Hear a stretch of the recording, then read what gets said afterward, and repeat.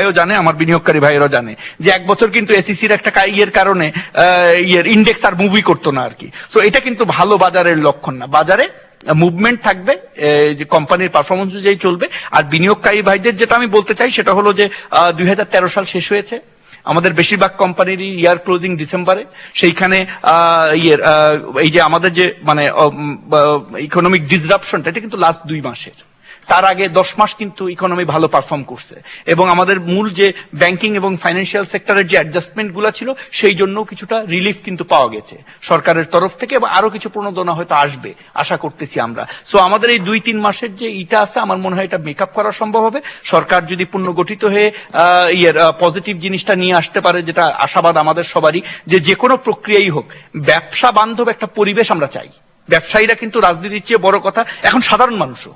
আপনি কিন্তু এই যে এই হরতাল অবরোধে আগে শুধু ব্যবসা বাণিজ্য মানে সাফার করতো, এখন কিন্তু কৃষকরা সাফার করতেছে। এখন এই সময় শাকসবজির সময় অনেকে পরিবহন ব্যবস্থার জন্য তার কৃষকরা মার খাচ্ছে। সো প্রত্যেকটা মানুষের কিন্তু লাইফ এর সাথে জড়িত, একেবারে আপনি রিটেল থেকে আরম্ভ করে ফরেন এক্সপোর্ট পর্যন্ত। অনেকে আমাকে আজকে একজন প্রস্তাব দিয়েছিল যে আপনারা এই এক্সপোর্ট গার্মেন্টস এর জন্য একটা ছাড় চান না কেন। আমি বললাম যে কেন, আমার যে রিটেল ইনভেস্টর ভাই যে যার দোকান খুলতে পারতেছে না, তারও তো ট্রানজেকশন হচ্ছে না। তো আমার মনে হয় সরকারের কাছে আমাদের আহ্বান থাকবে ব্যবসায়ী থেকে, যে কোনো প্রক্রিয়াই হোক, সেটা সমঝোতার মাধ্যমে হোক অথবা হার্ড লাইনে যেই হোক, আমরা একটা ব্যবসা বান্ধব পরিবেশ চাই, আমাদের জীবনের নিরাপত্তা চাই, ব্যবসা বাণিজ্যের যে প্রতিষ্ঠানগুলি তারা জানি ভালোভাবে তাদের কার্যক্রম করতে পারে সেই পরিবেশটা ফিরে চাই, এবং আমাদের যে অর্থনীতির যে সক্ষমতা সেটা অটোমেটিক্যালি ফাংশন করবে যদি আমরা ব্যবসা বান্ধব পরিবেশটা পাই। জি ধন্যবাদ জনাব নজরুল ইসলাম। নতুন সরকারের কাছে আপনার প্রত্যাশা কি থাকবে, কিংবা আপনাদের প্রত্যাশা কি? ধন্যবাদ আশিক ভাই, ধন্যবাদ RTV কে। আমার যে আপনি শুরুতে আমাদের ডক্টর মনসুর সাহেব দেশের রাজনৈতিক পরিস্থিতির উপরে ভিত্তি করে পুঁজিবাজারে যে প্রশ্নটা আপনি করেছিলেন, ওনার যে কথাটা বলেছেন সেটা নিয়ে আমরা একটু হতাশাগ্রস্ত আতঙ্কিত অবস্থায় আছি। তারপরও আমরা আশা রাখি বাজারটা তার নিজস্ব গতিতে ফিরে আসবে। আজকে বলতে হচ্ছে যে এই পুঁজিবাজারে জিয়া ভাই যে কথাটুকু বললেন, যে দুবার যে দানবীয় ধস যেভাবে আমাদেরকে ক্ষতিগ্রস্ত করেছে, এবং এই পুঁজিবাজারে এসে নিঃস্বরিক্ত হয়ে আমাদের যে বিনিয়োগকারী ভাইয়েরা আত্মহত্যা দিয়েছেন, তাদের প্রতি তাদের আত্মার মাগফিরাত কামনা করে আমি বলছি যে আমরা তারপরও আশাবাদী। আমরা এই সরকারের কাছে আমরা আশা করব যে যত দ্রুত সম্ভব, যতক্ষণ না পর্যন্ত দেশে একটা রাজনৈতিক স্থিতিশীলতা, একটা শান্তি পরিবেশ না আসবে, আমাদের কোনো কিছুতে আমরা আশা রাখতে পারবো না। তারপর আমরা আশা করি আজকে মাননীয় প্রধানমন্ত্রী যে বক্তব্যের মধ্যে একটি কথা আবার আসছে, যে আলোচনা। আমরা চাই এই আলোচনাটা শুরুর মাধ্যমে যত দ্রুত সম্ভব দেশে যাতে একটা শান্তি স্থিতিশীল পরিবেশ বজায় রাখা যায়, যেটার মাধ্যমে আজকে আমাদের ফখরুদ্দিন আলী আহমেদ সাহেব যে কথাটা বললেন, যে পুঁজিবাজার হচ্ছে দেশে আপনার কর্মসংস্থানেরও বিশাল একটা ভূমিকা রাখে। সেখানে আজকে আমাদের এই বিশাল জনসংখ্যার যে বিস্ফোরণ, এই জনসংখ্যার বিশাল কর্মসংস্থানের স্থানটা হচ্ছে পুঁজিবাজার। কিন্তু আজকে দেশে যে অবস্থা চলছে এটা আমাদেরকে স্বীকার করতে হবে। এই দানবীয় অবস্থায় দেশের যে নৈরাজ্যকর অবস্থা চলছে, সেখানে আমরা কাকে দোষারোপ করব? আমি যদি এখন সরকারকে দোষারোপ করি, হয়তোবা আমি জামাত ইসলাম হয়ে যাব, যুদ্ধাপরাধী হয়ে যাব। আবার আমি যদি বিরোধী দলকে এই ব্যাপারে অভিযোগ করি, তাহলে আমাকে সরকারের দোষদুষ্ট করবে, এবং আমার রাস্তা দিয়ে বের হওয়া আমার জন্য হুমকি হিসাবে দাঁড়াবে। এই কারণে আমরা বলছি, মাননীয় প্রধানমন্ত্রী আজকে যে কথাটুকু বলছেন, অনেক কথার মধ্যে যে একটা আলোচনার যে প্রস্তাব, আমরা সেই আলোচনার উপরে ভিত্তি করে আমরা বলতে পারি মাননীয় প্রধানমন্ত্রী যত দ্রুত সম্ভব, যে এবং মাননীয় বিরোধী দলীয় নেত্রীকেও বলবো, এখনো আলোচনার সময় আছে, এখনো সময় ফুরিয়ে যায়নি। আপনারা দ্রুত আলোচনার মাধ্যমে একটা স্থিতিশীল পরিবেশ বজায় রেখে দেশে মানুষকে স্বস্তি দিন, এবং এই পুঁজিবাজারের মতন একটা বিশাল খাত, যেখানে আমাদের এই দেশে সামান্য 55,000 বর্গমাইলের মধ্যে যে 16 কোটি মানুষের জনবিস্ফোরণ, এই কর্মসংস্থান হবে, এবং ক্ষতিগ্রস্ত বিনিয়োগকারীরা আশা করি স্থিতিশীল পরিবেশের মাধ্যমে, অতীতের কথা আমরা ভুলেও যেতে চাই, আমরা রাখতে চাই না। আমরা এই হারানোর মধ্যেও এই বিনিয়োগকারীরা কিন্তু বাজারে ফিরে আসছে। এই বিনিয়োগকারীরা বাজারে ফিরে আসার পরও 2013 সালে আমি টিটু ভাইকে উদ্দেশ্য করে বলবো, তারপরও কি আমরা সে 2013 সালে বিনিয়োগকারীরা বিনিয়োগ করার পরও আমরা ধার কর্য করেও অথবা যেভাবে হোক আবার নতুন টাকা বিনিয়োগ করে সে টাকার উপরে আমরা কোনো আস্থা রাখতে পেরেছি? কিন্তু আমরা তারপরও আশা করি আগামী এই বছর এই 2014 সালে আমরা আশা করি আমরা এই সরকারের একটা ভালো ভূমিকার উপর ভিত্তি করে দেশের স্থিতিশীল পরিবেশের মধ্যে এই পুঁজিবাজারে আমরা আমাদের হারানো যেভাবে ক্ষতিগ্রস্ত হয়েছে আমরা আশা করি আমরা সেখান থেকে রেহাই পাবো। জি, ধন্যবাদ আপনার আশীর্বাদের জন্য। জনাব হুমায়ুন কবির, সরকার ফিনান্সিয়াল রিপোর্টিং অ্যাক্ট করার উদ্যোগ নিয়েছিল এবং বলা হয়েছিল নির্বাচনের পর সংসদ অধিবেশনে এই অ্যাক্টটি পাশ করা হবে, বিষয়টিকে আপনি কিভাবে দেখছেন? ধন্যবাদ আপনাকে। আমি ফাইন্যান্সিয়াল রিপোর্টিং অ্যাক্টের আসার আগে আমার পূর্ব বক্তাদের যে কথা সেক্ষেত্রে কিছুটা কমেন্ট করতে চাই। একটা হলো, যেমন এই ইলেকশনের আমরা আলোচনা থেকে এটা পরিস্ফুটিত হয়েছে যে স্বাভাবিকভাবে যে ইলেকশন হয় সেটা যেরকম ভাবে ডেমোক্রেটিক প্রসেসকে কনসলিডেট করে, এই ইলেকশন সেটা করতেছে না। আমাদের ডিসকাশনে সে পরিস্ফুটিত হয়েছে। এই সার্কামস্টেন্সটা আমাদেরকে মনে রাখতে হবে।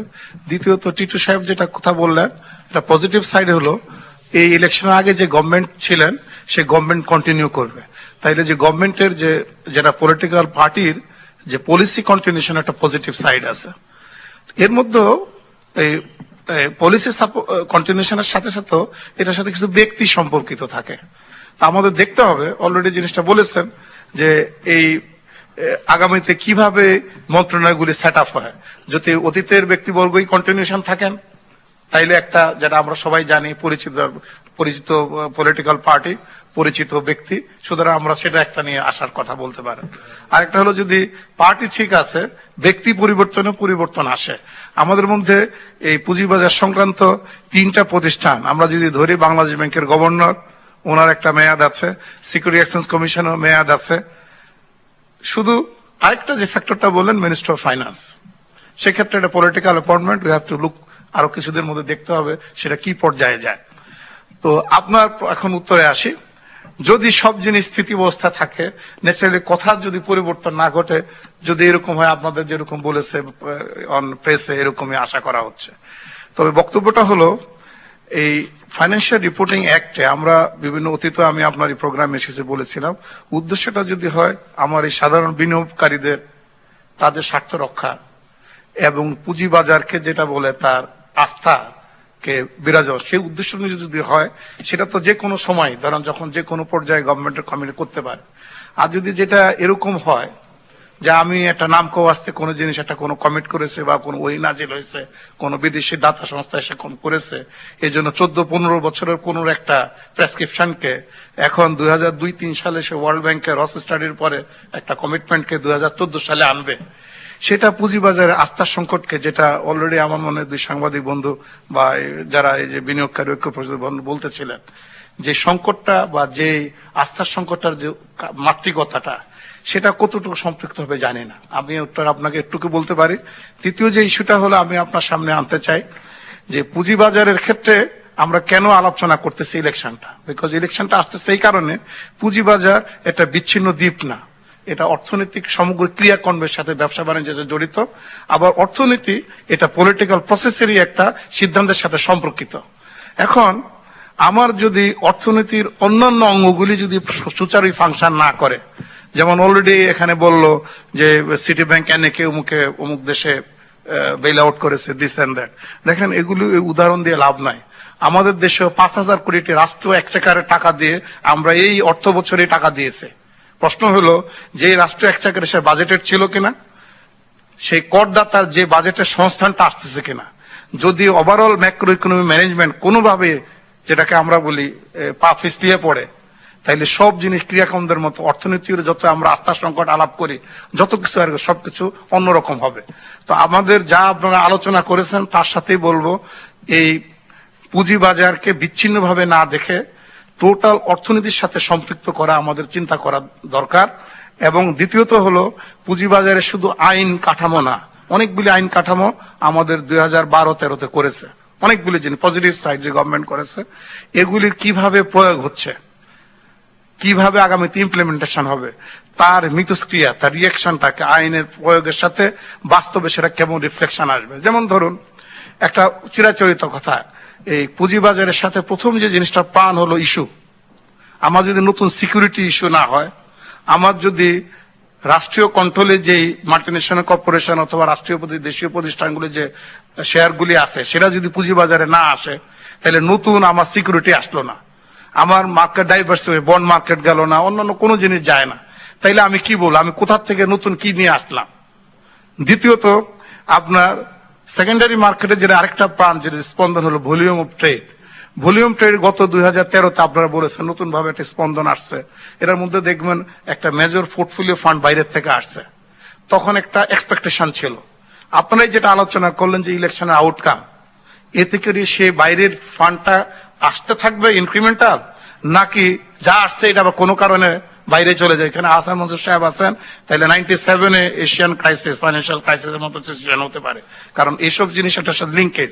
তৃতীয়ত হলো, যেটা অলরেডি আমাদের দুই সাংবাদিক বন্ধু বলতেছিলেন, পুঁজিবাজারের বেসিক যে প্রাইস আর্নিং রেশিও, যে আর্নিং কাঠামোয় যদি আমার যারা লিস্টেড কোম্পানি, সেক্ষেত্রে যদি বান্ধব না থাকে, সেক্ষেত্রে আর্নিং যদি হয়, অলরেডি যদি আর্নিং যে অবস্থা থেকে যে পিছনে পড়ে, তাহলে যে প্রাইস আছে সেটাই আবার দেখা যাবে ওই প্রাইসে বলে তো অবাস্তব দাঁড়াবে।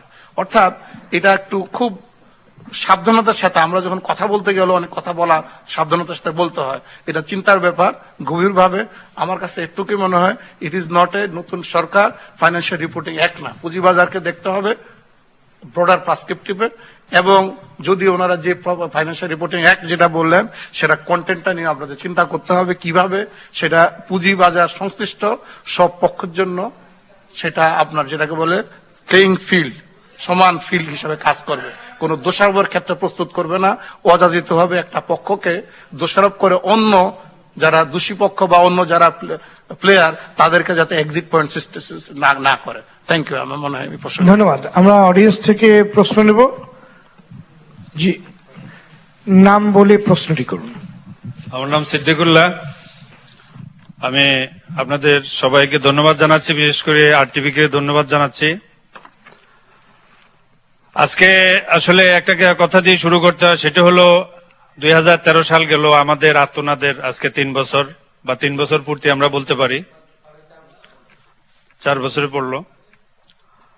তো আসলে আমি সবার প্রতি শ্রদ্ধা রেখেই বলতে চাই, আমার প্রশ্নটা একটু পরে করতেছি, মেহরবানি করে আমাকে একটু সময় দিবেন। সেটা হলো যে আমরা এই 3 বছর বা বিশেষ করে আরটিভির যে মহান উদ্যোগ, এতে অনেক আলোচনা আমরা করেছি, কিন্তু আসলে আমরা যে আলোচনাগুলো করি, শুনি বা আপনারা কষ্ট করে করেন, যাদের শোনা দরকার, যারা কিছু করতে পারবে, তাদের মধ্যে যদি এই বোধোদয়টা হয়, তাদের মধ্যে যদি এই মেহরবানিটা না হয়, তাহলে মনে হয় আমাদের তেমন একটা কিছু হচ্ছে না। আমি কেন বলছি কথাটা, আজকে আমরা দীর্ঘ 3 বছর পর্যন্ত এটা নিয়ে আত্মনাদ করতেছি।